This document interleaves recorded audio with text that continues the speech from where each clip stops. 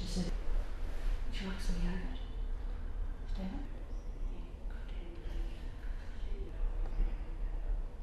There we go. Stephen was around 54 and we'd done a renovation at home, and we moved out while that happened, and when we moved back in, Stephen was really confused where to put things, how to find things, and it just planted a little seed in my brain at the time.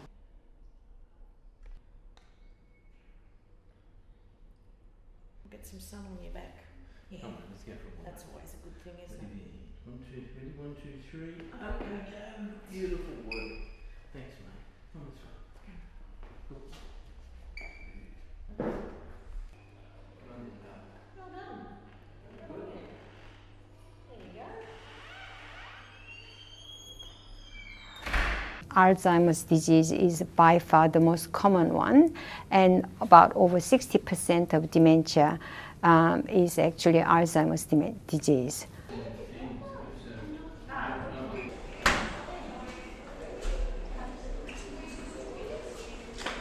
Right, you look good. Do you want to come for a walk in the sun too? Okay.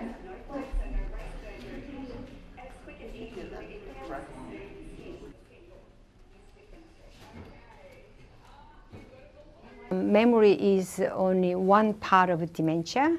There are a range of cognitive impairments that includes executive decision making, thought process, as well as communications of individuals' thoughts and ideas. It also involves impaired activities of daily living. So as dementia progresses, people struggle to manage their day-to-day function.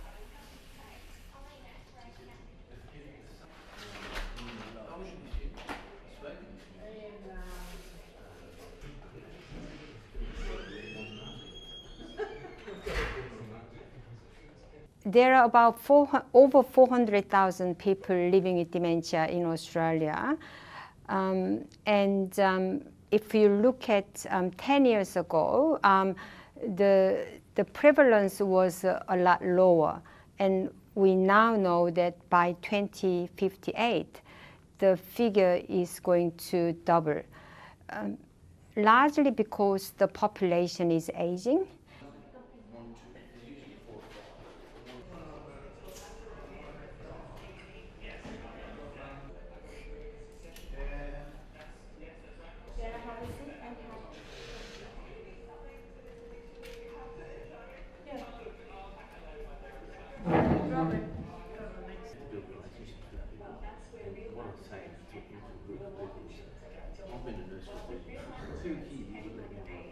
Stephen's behaviour turned to agitation and aggression, and he was diagnosed with BPSD, and he needed treatment with antipsychotics, and there was no way he could come home at that stage.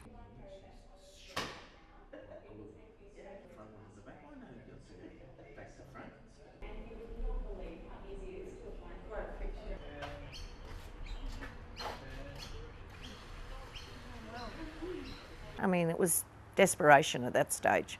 Stephen had nowhere to go, no one was going to take him, and he was going to stay in hospital.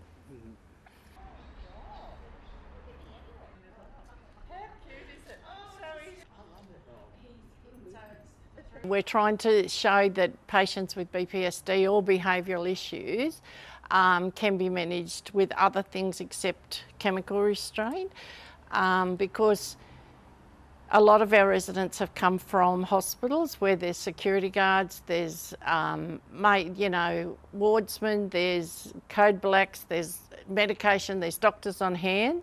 We don't have that, so we have to be able to manage in a service that's small, and we have managed that.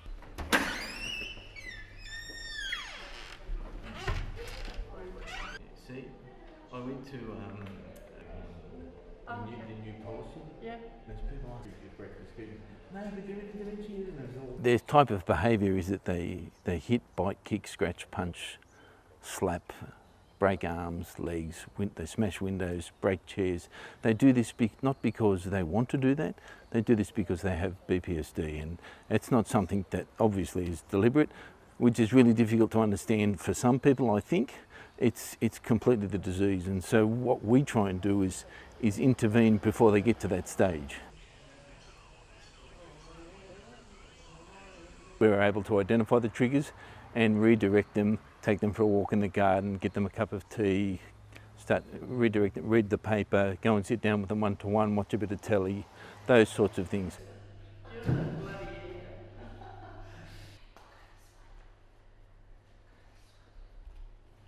It is such a long goodbye. You know, it's endless. It's exhausting, it's tiring, emotionally, physically, financially if it's a younger onset person. It's a tough ride.